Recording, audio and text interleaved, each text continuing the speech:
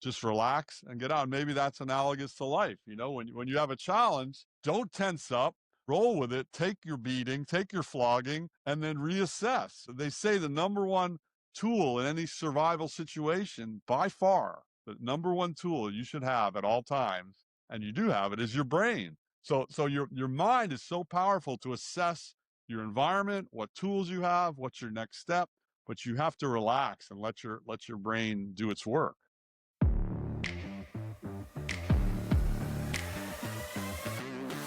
Welcome to the Growth Mavericks podcast, where we know that entrepreneurship isn't just about strategy. It's about stamina. It's about disrupting your default and getting comfortable being uncomfortable so you don't burn out before you break through. I'm your host, Adam Callanan. Let's get to work.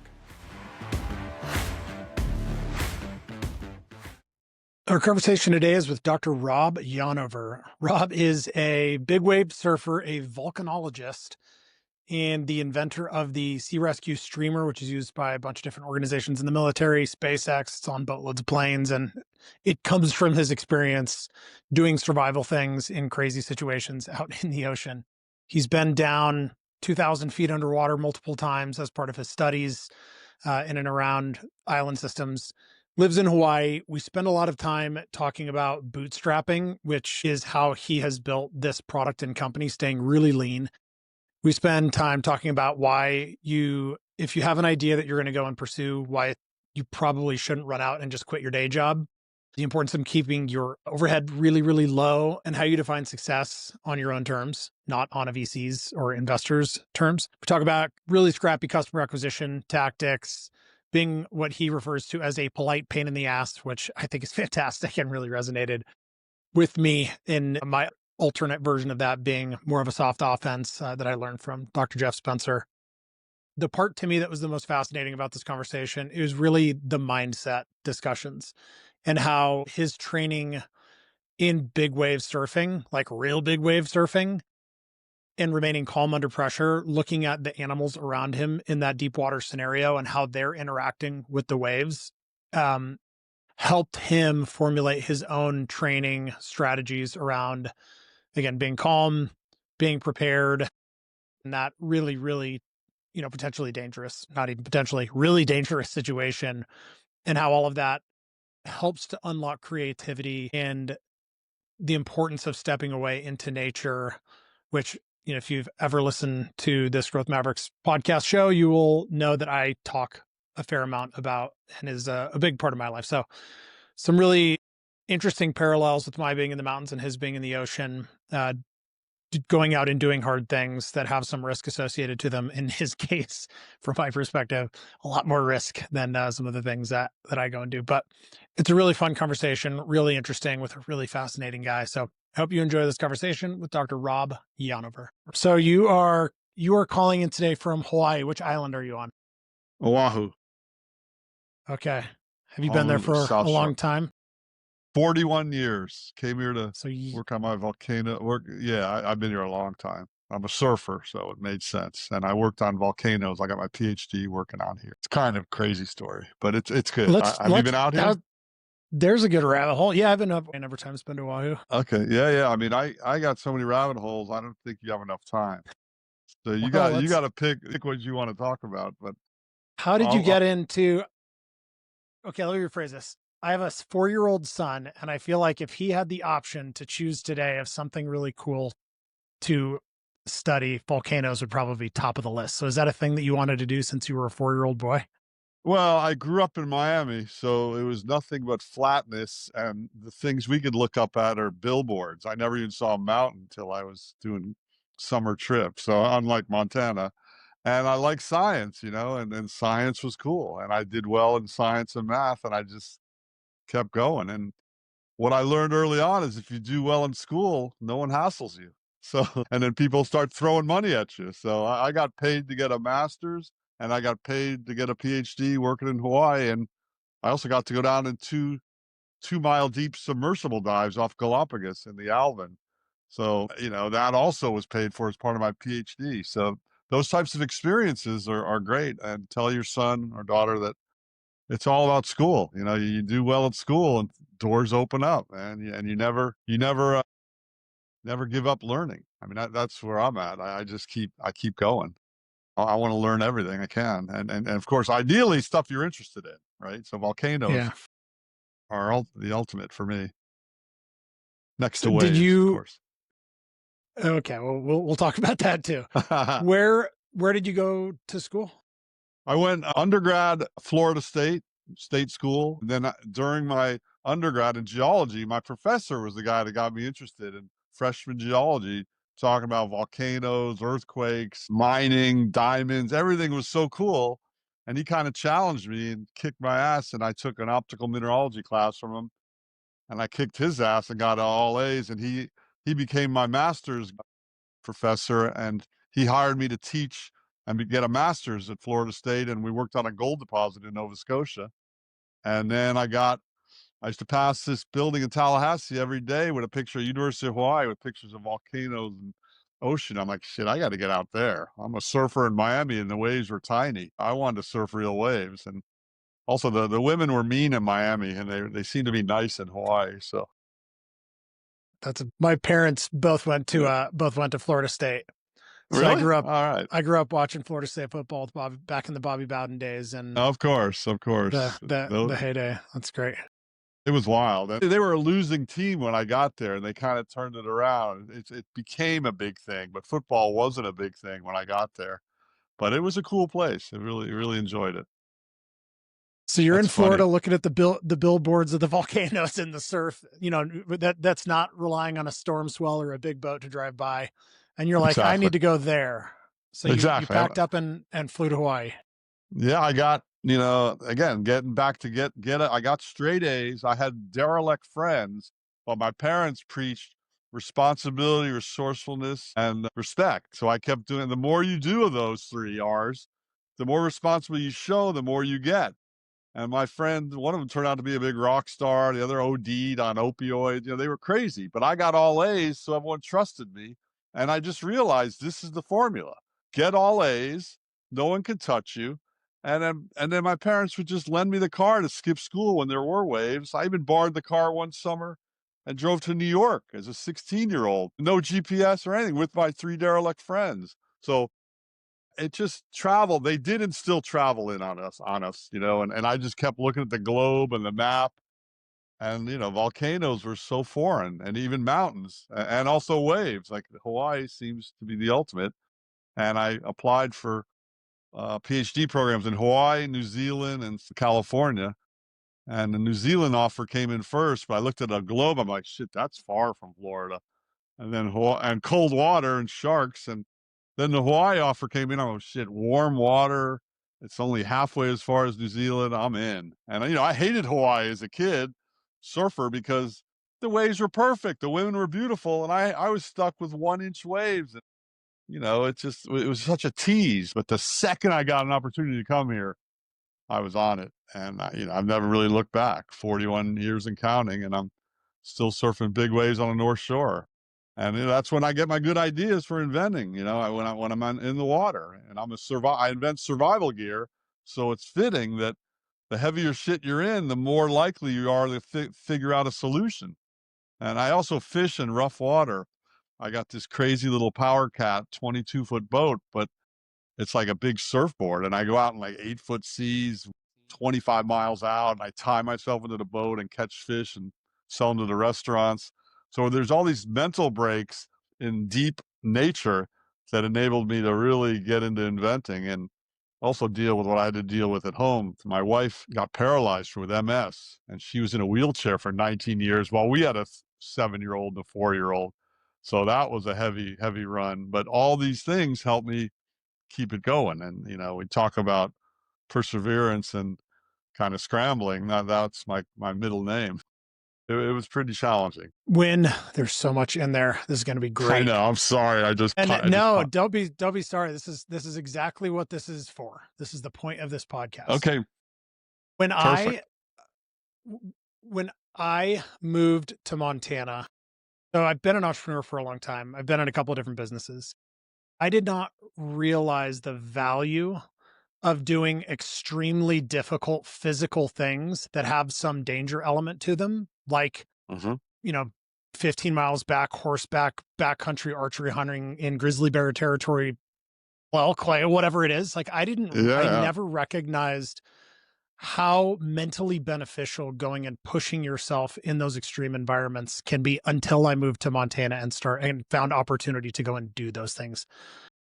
How did that land on you? I mean, you moved Well, to Hawaii, but you didn't just like one day go, okay, I'm going to be a big wave surfer. I mean, there's a progression to that. right, exactly. I mean, to me, it's all about training and preparation. You don't just paddle out on a big North Shore day, you'll get killed. So I watched other people, and I used to say I'll go half a foot a year. I'll surf 4 foot, then maybe 4.5. Maybe I was at 5 or 5. 5 foot is still a 10 foot wave here, 10 foot face. So I just going half a wave, and then as a scientist, I started analyzing it and going, okay, what is surfing really? And what is surfing big waves? And 99.9% of surfing is paddling, right? So I'm gonna be the best paddler I can be. And there's a thing called a prone paddleboard. You lay down on it. Before stand-up paddleboards came around, prone paddleboards were the thing. Now they're kind of very rare. Only a few hundred people even do it. And I started paddling a couple miles a day. And just because I'm like, well, I may not be the best surfer, but I'm gonna be the best prepared surfer for paddling. And then a few years later, on the North Shore, I was out on like a 20-foot day. It was heavy. And a big, like a 30-foot set came in and drilled me. I was on my 12-foot long, pointy gun, big wave board with a 20-foot leash. And I had 20 waves in a row on my head. And a 20-foot wave that might be a 30, 40 foot, it's huge, 30-foot face. When it breaks, it's only like 10 or 15 feet of whitewater, which I say only. It's a lot. It's like a It's a house full of lot. whitewater. So I dive under it to survive with a 20-foot leash. And I was a big free diver back in Miami. We used to sell fish and lobster to tourists. But I realized if you go down 10 feet, the 20 feet of whitewater goes over your head. You can come up for a breath, and then there's another one. I keep doing that. I had to do it 20 times in a row. I almost drowned. I got to the ocean. I was so close to dying that I was tired for a week. That's how I've never had that happen before. That's how extreme that was, that experience. But I learned from it. I'm like, okay, if I've got this paddling thing, I got to learn to free dive like that. So now when I paddle, my lunchtime break, I paddle 2 miles out. I have a 20-foot string in my pocket.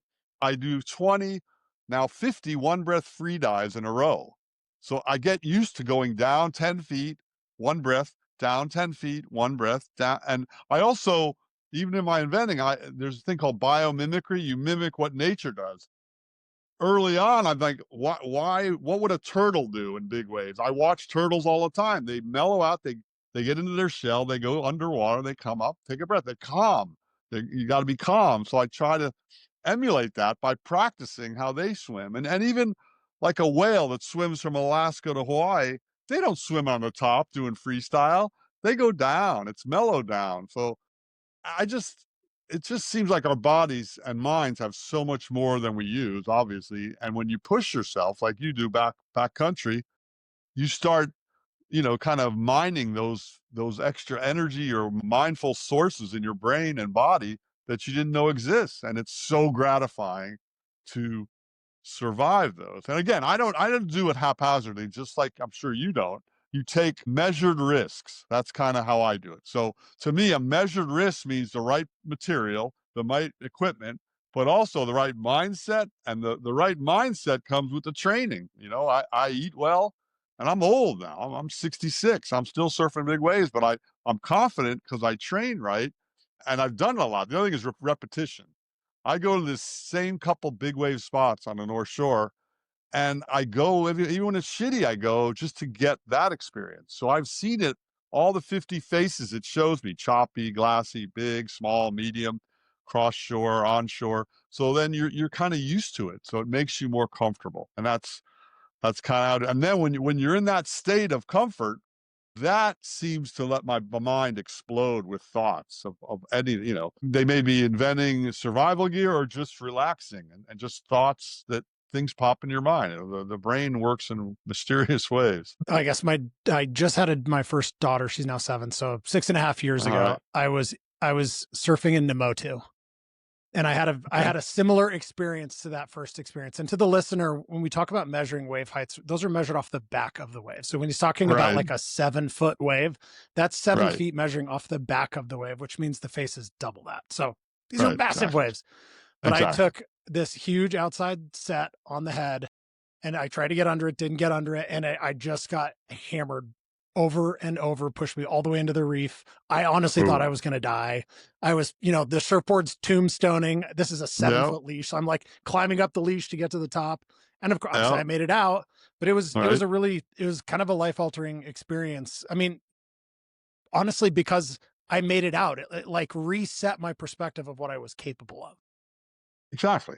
to be able to like make it through and get out. And I took the rest of the day off, like paddled immediately back to the boat. Like I could barely get in the boat, but it was these amazing mindset resets that are so incredibly valuable. Exactly. But you don't it's dangerous. You don't want to advise people to do that. You have to do it within your comfort zone. So, Of course. you know, I and I surfed. I was in really good shape. I paddled my face off to be prepared for all that right. surf trip. So I mean, I wasn't actually in I wasn't going to die. I could have gone over the reef and paddled in the flats, but it was hard. It was really mentally a challenging thing to do.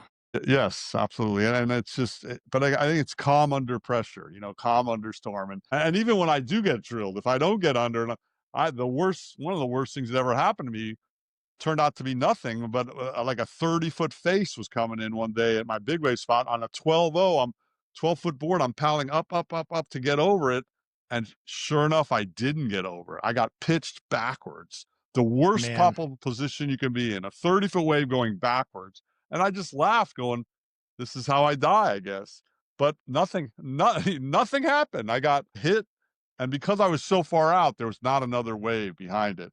So mm, no, the other thing is to relax. I got in a car wreck early in my life. Someone hit me from behind in Texas when I was working for Exxon, and I flipped over and ended up upside down in water. But when I got hit, I knew what happened in that instant. I'm going, oh, someone hit me, and the car started rolling, and it was just like waves. When you get hit, the thing you want to do is tense up, but the thing you need to do is relax. So I learned from surfing, just go with it. You go with the violence, and then when it stops, then you get out. And that helped me in the car wreck, and it helps me in surfing.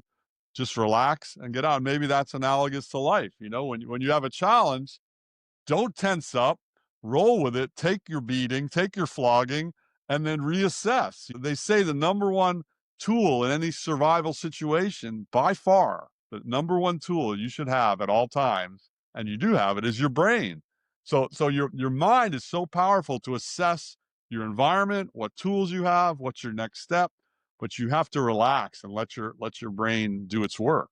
So no, those situations, how do you like for your kids? How do you get your kids, encourage them to have experiences like that without being called an abusive parent? You know, yeah. I mean, I think I, I'm I'm I'm reasonably aggressive about this kind of stuff, and I with my kids because I see the importance and the value, and I see the downside of what being fragile looks like because right? unfortunately our society is full of it, Yeah, and the result of which is, I mean, 12% of Americans are on antidepressants. yeah, I mean, it's like it's a huge societal issue, and my kids will not. They're not going to be raised like that. But that starts small. It's like literally we'll have contests. We'll be in the hot tub after a ski day, and hmm, we'll have a contest of who can do the most snow angels. And it's like all that is about creating opportunities to go get uncomfortable and that be okay. Like realize that you're not going to die right, from going and doing 20 snow angels for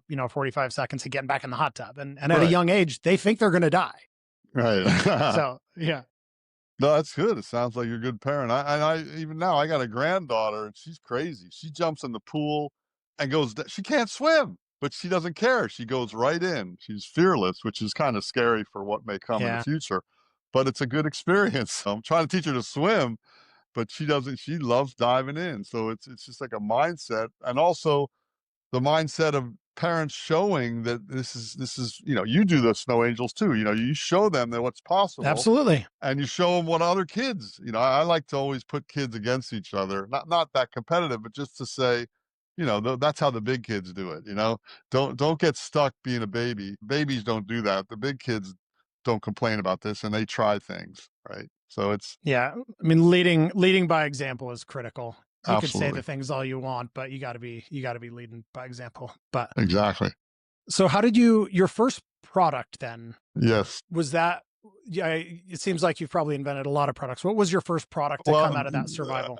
the main one is Sea Rescue Streamer, and basically, I was in Hawaii only a year or two, and my friend rented a plane, and we flew to Kauai, and it was a rental plane. It was kind of chugging along, and I thought this might crash. Looked down, all that blue water, and I'm like, there's flares, smoke, sea dye in the plane, and I'm like, I'm a good swimmer. The plane's going to sink. I can get to the shore, but my wife and these two other people are going to die.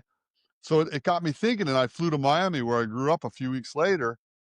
And Christo, the artist, I like to get my inspiration wherever I can get it. He wrapped little islands off Key Biscayne in pink plastic. It was so striking from the air looking down on that. And I go, that's it. I just need a little piece of pink plastic. And it took me years to figure out putting spreader bars in there. You can see it back here, these white bars. So it's like a centipede. It doesn't twist up. So instead of you looking like a floating coconut in the ocean, you got a 25 or 40-foot long orange tail. And it's such a simple idea. I mean, a kid could have thought of it.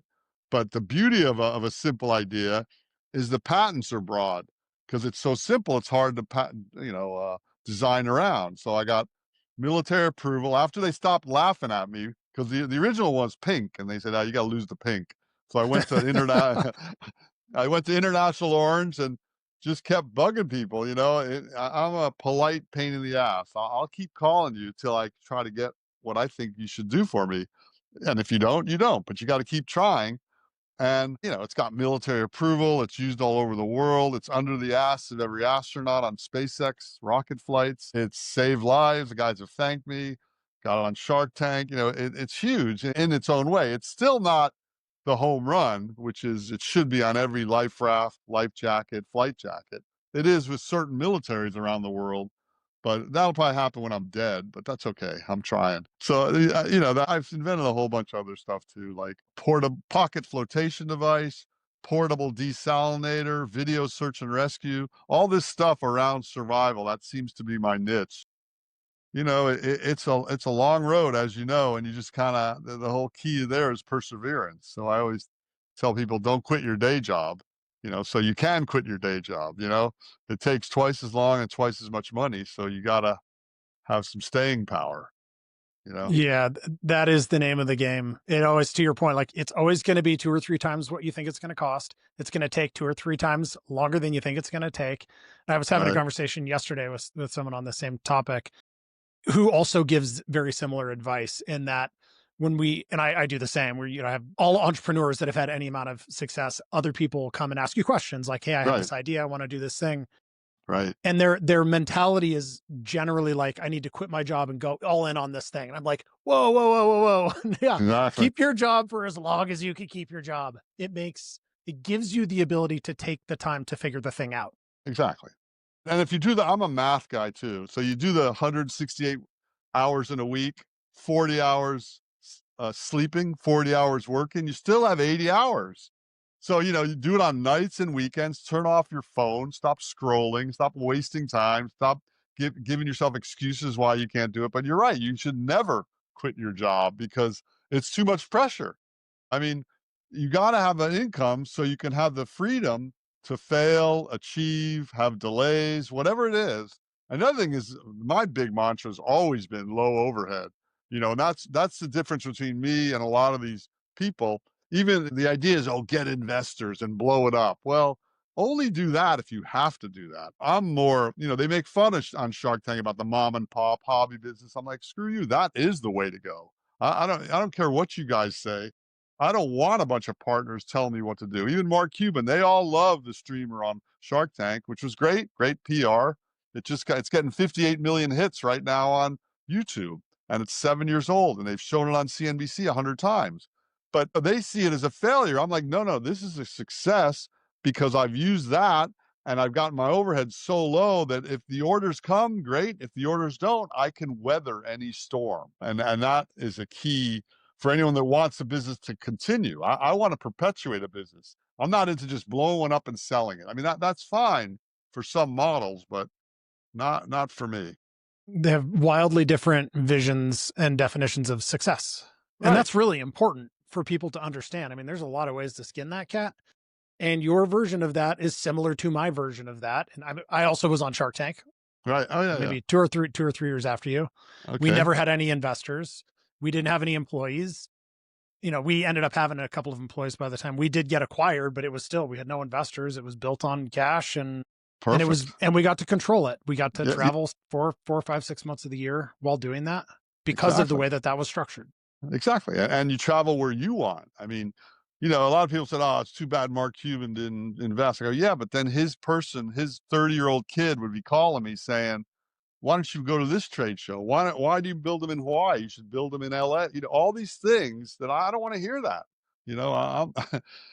I'm sure someone could do it better than me, but you know what? I don't want to. It's just not worth it. I mean, I thought it was going into the show because I thought I'd blow it up and get a mandate and become a millionaire and save all these lives. But the other shocking thing to me, and you were in there, the sharks are really, really greedy people that only care about money. That was a shock to me, especially for what I've approached them with, which is saving lives. Look, I've saved a bunch of lives with this. We can save thousands more.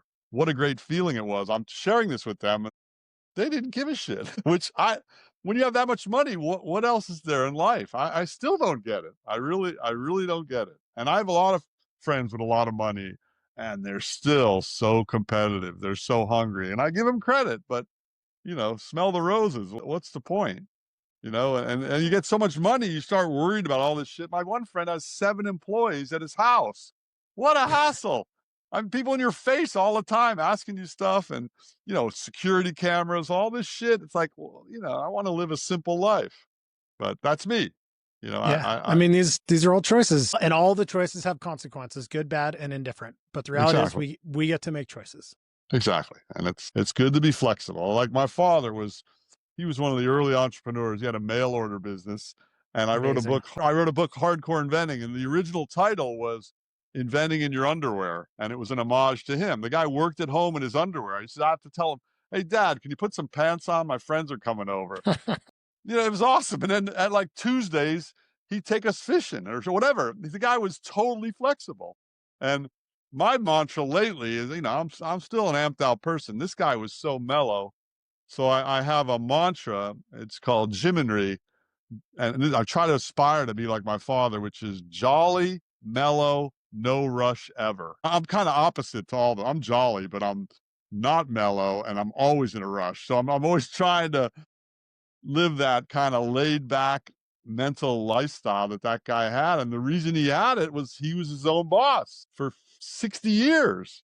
So the guy, the value of flexibility, and he had all these friends that had money and big careers, but they kind of all envied him. He lived in Miami, he had the lifestyle, and he didn't wear pants. I mean, what else, what's better than that? That's quite an amazing thing to be known for.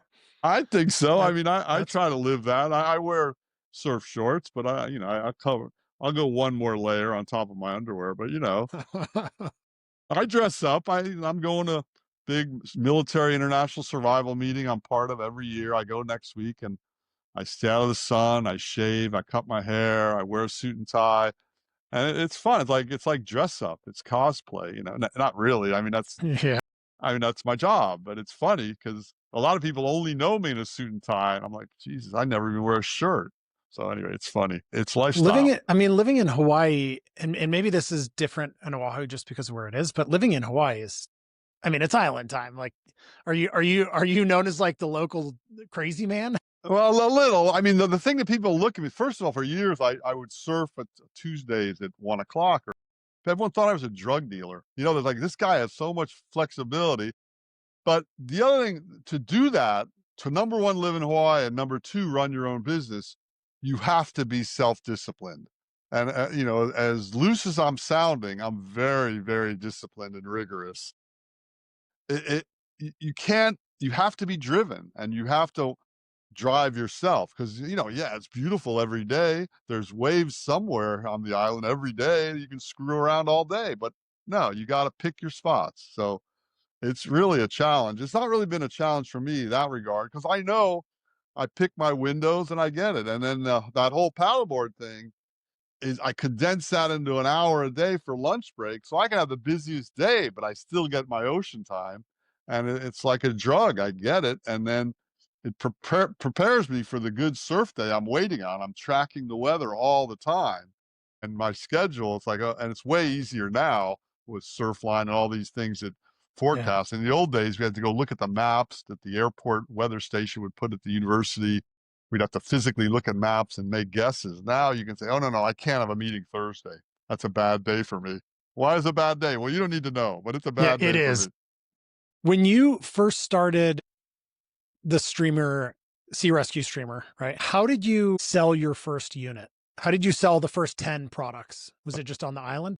If you're an early stage e-commerce brand doing anywhere from startup to 5 million a year in revenue, Pentane was built for you. It can help you operate more profitably. Just launched is a pulse check report. This shows you what's working, what's not working, and exactly what to do within your business. And this is not just general advice, it is very specific.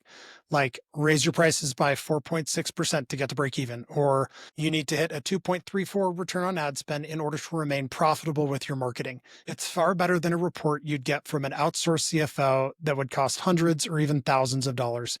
And right now, it is totally free. Head to pentane.com/pulse check to learn more. That's a great question. Well, first of all, I made a mock-up. I made one and I put it in my pocket, got a suit and tie on, and went to a trade show, some military trade shows, and I basically sold the whole concept on a before and after picture. Without it, this is all blue water or all brown land. With it, you're that same blue water before with the little orange stripe. That's you. So I had this little thing in my pocket. Before you had a booth, I was able to walk around and pitch people. And then I tried to make it look like what existed already. So the initial streamers were in a tube, an orange tube. It looked like a flare. And I showed it to guys. They go, "Yeah, I've seen that." I go, "No, you haven't seen this. I just invented it." He goes, "No, no, I've seen that." I go, "Okay." To me, that proved the point. I was on the right track. I was showing something new to someone and they thought it already existed. So I basically, that's the other thing. A lot of guys, they build like a whole factory, a warehouse full of stuff before they have an order. I waited till I had an Yeah. order. So you're right. I went around. There's a kayak shop. They're still buying them from me. One of my first sales was a kayak shop. But in parallel to all that, it was all PR and media. My brother was an advertising guy, and he told me that all these ad guys are sitting on their ass wondering what to write about in magazines, editors, all these people. And there's this thing called Bacon's Publicity Checker. In the old days, before the internet, you could look at every magazine editor and their fax number. So I made a one-page fax, fax for your listeners, Amazing. facsimile. And in the olden days, at 11:01, phone calls were cheaper in Hawaii. So at night, I'd wait till 11:01 and I'd sit there and just send this one pager 100 times. And then it's like fishing. I put 100 lines in the water. My first hit was, believe it or not, the Miami Herald. Some sports writer wrote, "Hey, this looks cool." I go, "Yeah, I'm going to be in Miami." So I demoed it to her and she wrote about it, which was really cool because my father-in-law, who thought I was a nut and not good enough for his daughter, he saw it in the paper in the sport. It was in the sports section. And all his buddies are going, "Oh man, your son-in-law, what a genius. That's smart." And he's like, I guess he's got to accept something. So I took that Miami Herald article and I sent that out 100 times. So I fished with better bait. And then what I learned is to let these guys do their job. That's the one thing that I'm pretty good at. I don't micromanage people. So if you want to write about the streamer, do your own thing. So, for instance, Men's Journal wrote about it, and their tagline was, "Gilligan's Island would have been one episode if they had a streamer," which was brilliant. I didn't think of that, but they did because I didn't bug them. And then my other theory or MO is to be a polite pain in the ass. So I will contact you forever till you do what I would like if you agree to it. And that, like, for instance, Outside Magazine, I talked to them for 3 years before they wrote about it. Every month or so, I'd call them And the guy would say, "Oh, it's you again." And I go, "Hey, come on, man. When are you gonna write about the streamer? This thing, you know." And I would add all the new stuff. Well, the Navy approved it, and the Herald wrote about it, and call me. I go, "When should I call you back?" I keep pinning them down. I kept calling them. Finally, they wrote about it. So you got to be persistent, and and of course, ultimately, you got to be okay with having the phone slammed in your face, and failure is huge. I know it's kind of colloquial now to say that, but it is true. You can't be No, afraid. honestly, this is beautiful. I think that Thanks. we are rapidly with AI, we are rapidly moving back. I mean, we're not moving back. We are there. We are now back in the space where technology no longer solves your problem because everybody's using it, everybody's doing it. You can no longer like inexpensively acquire a customer on Facebook. You could 10 years ago, you can't anymore. And so we're going like full circle back to exactly how you started this, which is personal and authentic. And Right. it's calling people on the phone and it's hard freaking work and being persistent. I love the polite pain in the ass. That is exactly what it should be. It's like a really soft offense. You got to be Right. offense, but it can be soft. Don't be abusive, but like you got to push. And Exactly. it's business as a whole is now moving entirely back in that direction, which I think is so fantastic. No, I think so too. And I of course have never left it. But the problem is, how do you get people on the phone? And the other thing people overlook is most businesses are niche businesses. So, and I tell people, well, if you're doing a little thing, start in a community. And they don't have community newspapers anymore, but they have community bulletin boards and just community groups. You got to Mhm. start small. And even crowdsourcing. In the old days, I would bounce ideas off people all the time. People I don't even know. Like when I'm getting my bean burrito at Taco Bell, I'm going, "Hey, what do you think of this?" I want the whole range of opinions, and then I make my own later. But I'm not afraid to get shot down or say, "Oh, that's a good idea," or "That's a stupid idea." So you got to get yourself out there. And I know that it's sales 101, and it's who's the guy that talked about public speaking, all that. And the funniest thing is the analogy for me was as a kid, I was really shy. And then my parents one year when I was in high school said, "What are you going to do?" I go, "I'm going into PR, public relations." And they laughed at me, which was really mean because clearly I could barely speak. And then in parallel, I didn't have any girlfriends or anything.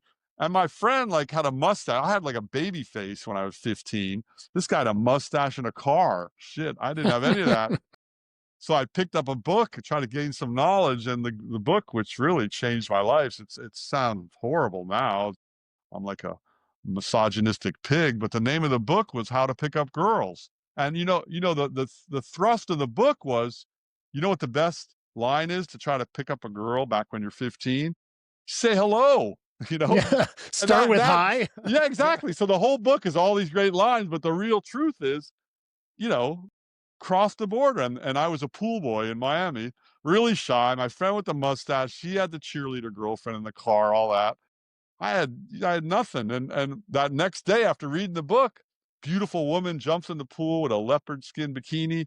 And my friend goes, "Oh man, I'd like to meet her." I go, "No, you're not going to meet her because I am." And I jumped in the pool and said hello. So, it's just a mindset. I overcame that and I use that in business and polite pain in the ass and pitching, sales, everything. You have to get yourself out there. And a lot of it is you got to create a rap, the whole elevator pitch. And I got really good at that. I've gotten to where I can refine a pitch from 10 seconds, 30 seconds in an elevator. You have to wait. You only have a couple seconds to impress some guy at a trade show. Boom. So you have to have all these different versions of yourself or what you're trying to pitch and very short, sweet. And you also have to read the cues. This is what's so disappointing in the world with phones and texting, the lack of phones. And like you say, full circle, I'm very encouraged to be in this space, if that's true, where you can meet people in person and look at them in the eye. Even this video, I'm looking at you. I see how you micro react to things I say. Are you falling asleep? Are you excited? Are you encouraged? Body language is everything. And the voice on the phone works too. But texting and emailing and social media, you don't have a chance. You don't know how people, it's not a two-way street. And that, for a guy like me, I enjoy that. And I think that's what's been lost. And kids today, I taught my kids, you look at someone, my father taught us this. if someone's talking to you a long time, like I'm doing to you, look in the middle of their nose. It seems like you're listening to them, because you're trying to pay attention to them. And it was just little important little things like that. The kids today, I'm so enthused when I meet a kid that shakes my hand at some sort of event. I do a lot of entrepreneur outreach stuff and looks me in the eye and can have a conversation. That's so rare now. And then more so is a kid that's read a book, which is really sad. And now with my grandkids, I'm thinking ultimately I got to pay them to read a book, and I'm going to have to grill them to make sure they didn't chat GPT it, right? How do you get kids to read? How do you get kids to meet, talk, have conversations, phone calls, and hopefully I agree. I'm a big negative fan of AI. I'm totally against it. I'm totally against the phones. I was the first guy in '07, I think, that when the Apple One came out, the Mac, whatever that iPhone One came out, everyone was saying how great it was. Like, no, this is horrible. This is the worst shit ever. And they thought I was just saying that for a reaction. But now, 10 years later, I've been proven right and over and Yeah. over. Those phones are horrible. Just to practice what I preach, that's my Oh, phone. I love it. It's like So, a big. so It's yeah, it's showing no, a fantastic, just like old school phone with buttons on it. I think it's fantastic. exactly, I've and tried to even do that a couple of times, and right. man, it's awesome. No, I have an iPad, of course. That's what I'm doing now. My latest theory is phones are great, but you shouldn't have the ability to get online away from Wi-Fi. That's my newest thing. So when you're out in public, you shouldn't be able to scroll. That has to be done in the office or home or maybe even car. But when you're with other humans, you shouldn't be. You should be able to phone or text. That's it, or talk. And someday people are going to realize what a mistake these phones things are, because all they're doing, and even Shark Tank and all these companies, what my big gripe is, they're making people fatter and lazier. Every new idea, just push a button and food will come to your house. Yeah. Push a button, Chat GPT will do everything for you. What happened to earning it? I mean, I'm big on you earn something, just like training for surfing, whatever it is, earn it. I have respect for you. If you got it instantly and you bought it, I have no respect.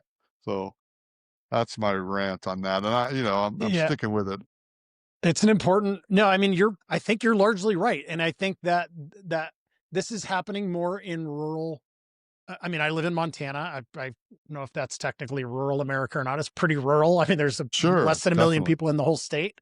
Right. But I spent, I mean, we moved here from Southern California, from Manhattan Beach, Okay. 6 years ago or 5 years ago or whatever. So, I mean, lived in big places. Okay. And we were actually just back there this last week. And the difference of the things that our friends' kids are dealing with in school that versus what my kids are dealing with in school are entirely different. And a lot of that revolves around screens and Exactly. phones and what they can and can't have in class at an age of 7. Like my daughter's in I know second it's grade. it's It's unbelievable. crazy. To me, I like to throw kids in the water and tell them their phone's going to get ruined. You coming on the boat with me, don't bring that phone. It's going to get ruined. It's going to get smashed. And then you got them. Or in the pool. Now they're making them waterproof, unfortunately. So people can do that. But I totally agree. And phones, and I taught for years. I can't even imagine teaching with kids scrolling. I Yeah. would go crazy, you know. You're seeing a lot of schools starting finally to deal Right. with that, where the Right. kids can't have phones in classes, they can't have Apple Watches in classes. And again, I think you're seeing that much more in the non-coastal big city things, but it is, you are also starting to see it there. So That's we good to are hear. we're starting to come around on that, and there's no question.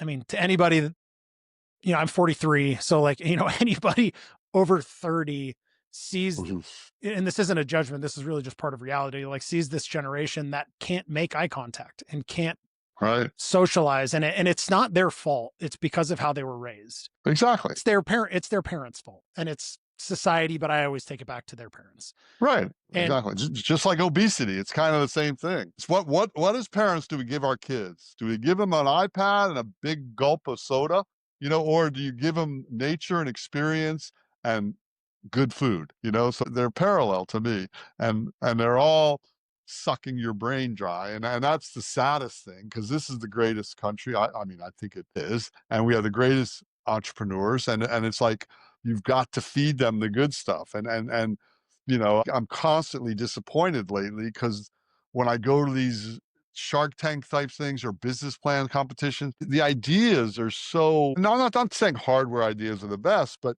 it can't just be an easy way to get food or an easy way to do this. It just can't be. People have to have bigger ideas than that. And bigger, like we said earlier, the bigger ideas come from when you're in a situation, you're in a survival situation, or your mind is open to new things. It Yeah. can't be, my kids give me shit for, well, you scroll, you follow. I go, yeah, but I follow smart people. I'm reading smart links. I turn the volume off. I don't really watch videos. I want to see a link to someone that sends me to read something.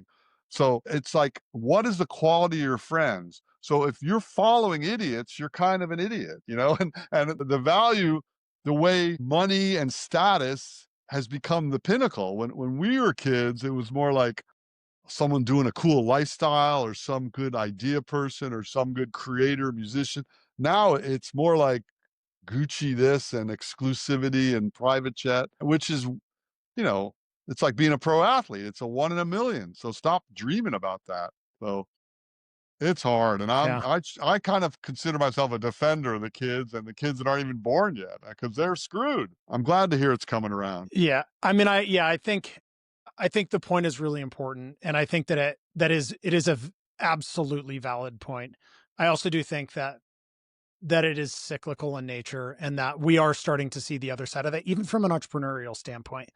I I avoided social media for a decade because it was not good for me. I didn't enjoy doing it. It wasn't great. And with Pentane, my latest company, I am now back in it because it's an important part of building that Right. business, is like talking about who I am as a human. And you see a lot more engagement there around sort of detesting there's this concept of a 996 work week where you work 9 a.m. to 9 p.m. 6 days a week. And Whoa. that's like supposed to be, that's like a positive thing. That's a smart thing to do, which is ludicrous, Right. because not only is that just insane, like, sure, in a startup, there are times you're going to have to work more than others. I get that. Sure. I've been there Sure. multiple times. Totally get it. But you're not 99.9% of the people doing that are not building the next Apple. Like, they're not building to your point, like, they're not building a thing that's going to dent the universe. They're building an app that makes some things slightly easier for some other thing. And they're literally like ruining the best parts of their life to do that. Exactly. It's just ludicrous. But No, we I are know. seeing a lot of pushback against that, which is That's great. great. And I think creativity is the key. And I don't know how, I mean, I got lucky. My father was a tinkerer, inventor type. My mom was an artist. They exposed us to travel, exposed us to nature. I mean, those to me are the important ingredients. And when you're on your phone, it's so artificial. Yes, you can see cool things, but you're bombarded about other things that fire your brain. It takes up too much space. To be creative, you have to go simplicity to me. I mean, and I hope we get back to that. And I mean, I'm trying. Not for me. I'm Yeah. old. I always tell people, well, you have a phone. I go, yeah, but I'm old as shit already. Okay. I've read 1,000 books. I've done a bunch of shit. I can put my brain on scroll mode and have fun and look at stuff. That's entertainment for me. That's not my life. And I also like to stay current with what's going on. And the media, my brother, who's big anti social media forever, I think he kind of missed the boat a little because it's good to at least stay current. I know what you want to know what it's about. You don't need to be on there all the time, but you need to know about it. And if you get too old, you're like the Unabomber. You're just living in a shack somewhere.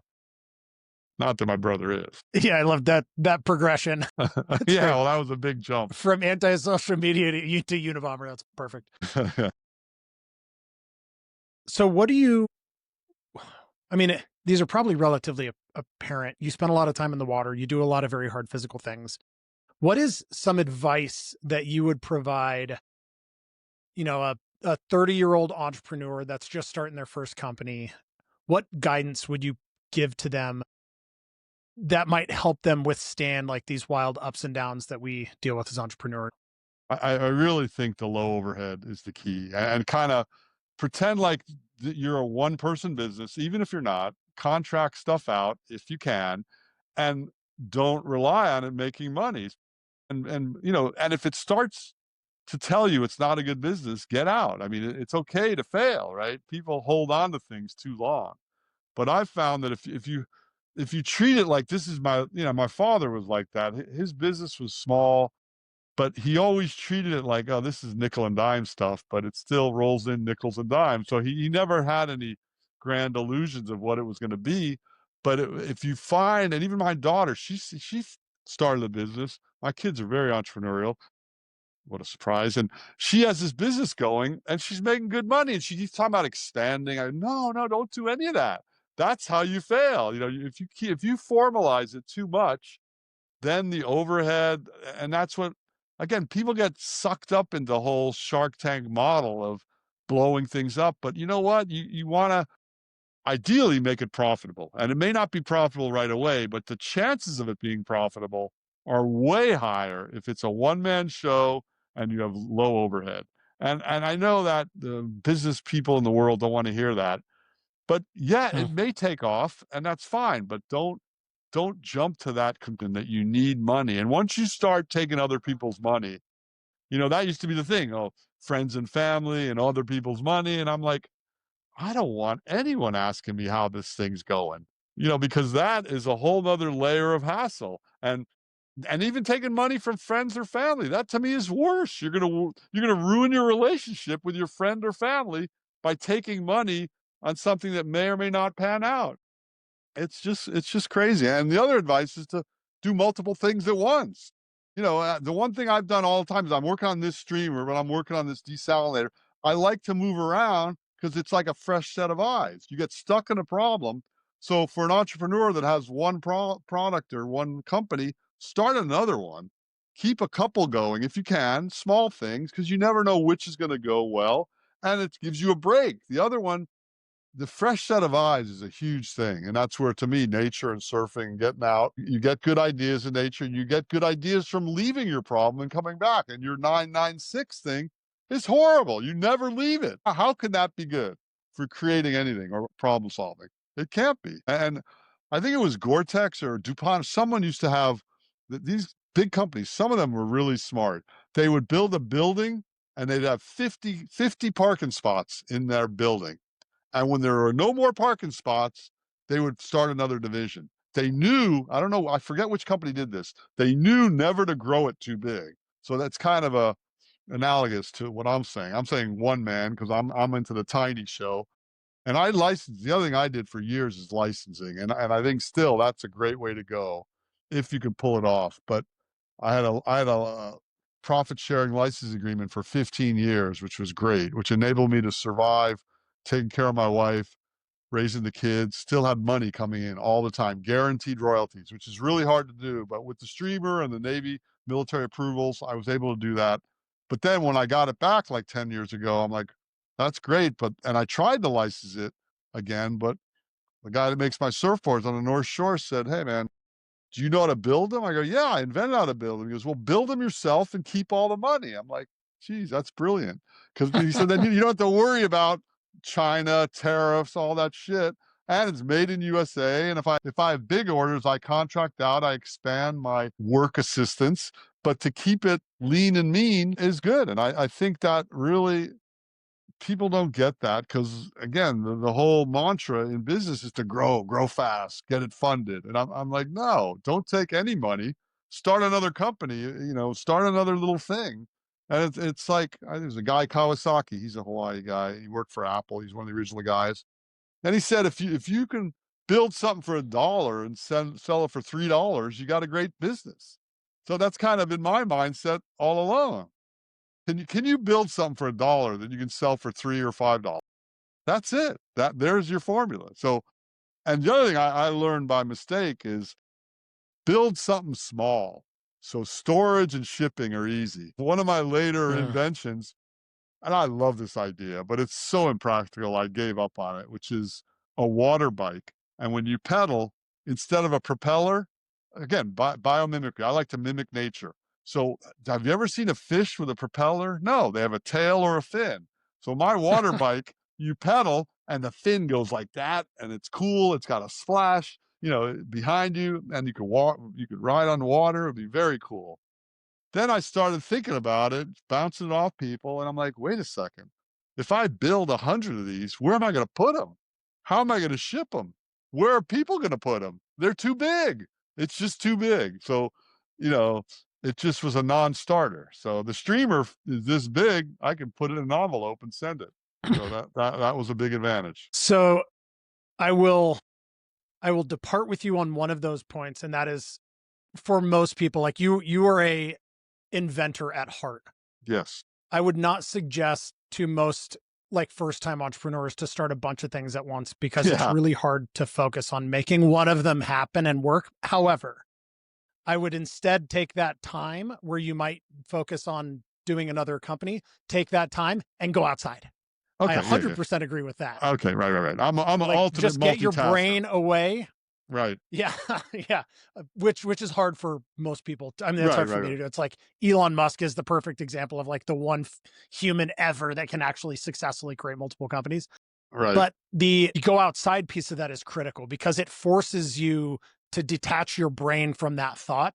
And when you come Definitely. back to whatever that problem is, you think about it entirely differently. The Exactly. other thing that out of that is incredibly valuable is that last piece on inventory. I see this all the time in Pentane. We have a company that has incredible margins and they sell this $3,000 couch and it's great, except it costs $800 to ship it to a customer. All right. Do you know how hard that is on that business? My goodness. Yeah. So as you're starting up, that is a huge piece to consider. Exactly. And then ideally, you should fill your stock of your company in your closet. So you can ship by riding your bike to the post office and putting it in an envelope and then putting them back in the closet when you build new ones. That's the ultimate. So Yeah. and it's I hard. I mean, mean, I'm all for do it as lean as you can for as long as you can, prove it right, out, get it working. If and when it gets big enough because of that, you have to move to a fulfillment center. Great, but don't start in the fulfillment center. I learned that exactly, lesson the hard way. Like right, do all of it yourself for as long as you can. And then by the time you need to go and hire a person or do a thing, you know exactly what they need to be doing, which makes hiring them and training them and managing them way easier because you're exactly. not relying on you know what to do. You know how to run that role. Exactly. And I saw it. I mean, my family, they were small companies he's doing all these things. And I worked for my father forever. We all did, all have kids. So you see all the little things that it takes. So you're not delusional about you kind of the new business guy gets sucked in. Oh yeah, what are you doing for fulfillment? What are you doing for email marketing? Who's your social media guy? And all of a sudden, you're spending all this money and bringing all these people in before you have sale number one. So I agree with you completely. Yeah, yeah. And the next one, the piece to that that I'll add, and then we'll move on, is, and I see this a lot. Companies they have that sale number one and number two and number 2,000, and they start to generate revenue and Right. think they need to hire those people to continue generating the revenue, but they do it without Right. understanding like how the revenue needs to change to pay for those people. Exactly. A huge thing. We see this a lot, and that's kind of the other side to that is it's all weight. You just have to make sure that you can figure out how to pay for the weight if you're going to Uh, do it. I always feel bad for someone. I say, "Well, you got a company, how many employees?" And they say 10 or 20. I'm like, "Oh, that's hard. You gotta feed a lot of mouths." Even my friend in a band, he's got, Yeah. there's 4 people in a band. I have another friend that has a band of 10 people. I'm like, "That's horrible. How you guys gonna ever make money? You gotta split everything 10 ways." It's better to be like Bob Dylan, and you do all your stuff and you hire bit guys to record for you. Anyway, that's good stuff. Where do you where would you like people to find you or find your companies? We'll put all the Sure. links and everything in the show Yeah, notes, yeah. but I mean, it's Rob Yonover on all the social medias and Amazon, Sea Rescue Streamer, and all my books, Hardcore Inventing, Caregiver Survival Guide, Hardcore Health. It's all on Amazon, and for better or worse, and I like them. I mean, in the early days, they were great because it said, "Oh man, I can have all this stuff farmed out. I just got to give them 15%," and it is brilliant. It's great because otherwise, I don't have the whole fulfillment center, and I'm sleeping in Hawaii with weird hours, and they're selling for me. So yeah, Sea Rescue Streamer or Amazon, just Rob Yonover or Sea Rescue Streamer. I'm around, and I always like input from people. It's cool. It's cool to talk to people. And like I said, someone took my Shark Tank pitch and they put it down to a minute and they put it on YouTube. It's got 58 million hits right now, which is unbelievable. I'm barely on social media and I'm viral. And they did it a couple of years ago and it was on TikTok up to 16 million. So I'm around, because I kind of I'm on social media, but those are the places you can find me. It's pretty simple.